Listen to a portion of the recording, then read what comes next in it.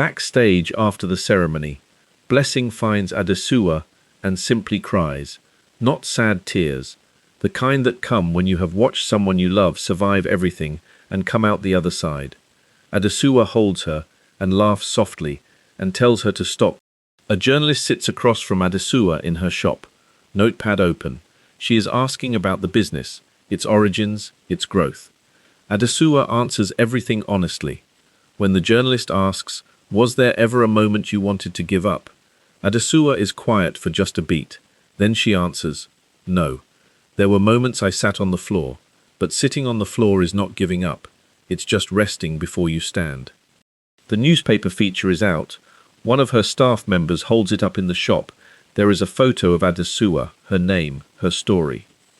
The staff gather around it. One of the younger staff members, a girl barely 20, reads it with wide eyes. She looks up at Adesuwa. "Ma, it says here you started with nothing." Adesuwa: "Not nothing. I started with 3 years of work and a very good friend." The stepmother is at home.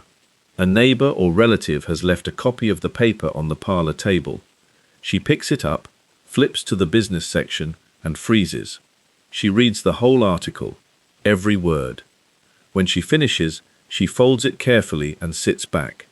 The tea beside her has gone cold again. A young woman, about 19, comes to the shop asking not to buy, but to learn.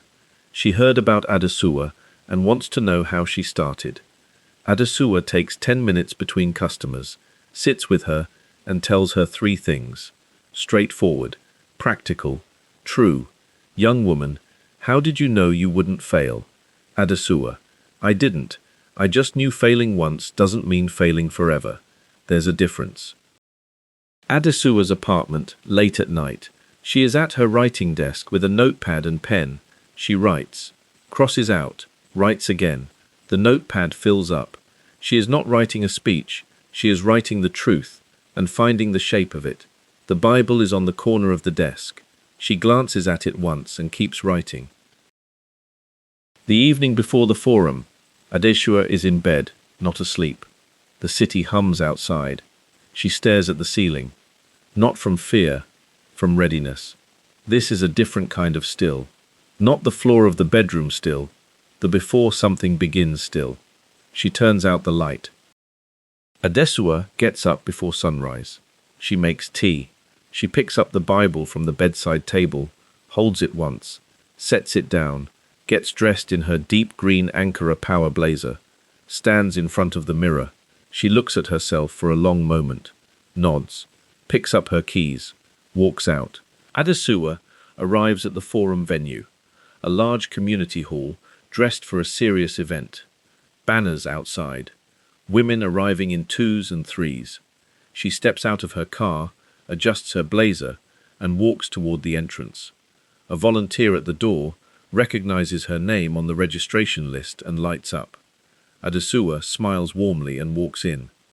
A small backstage room, a chair, a mirror, a water bottle.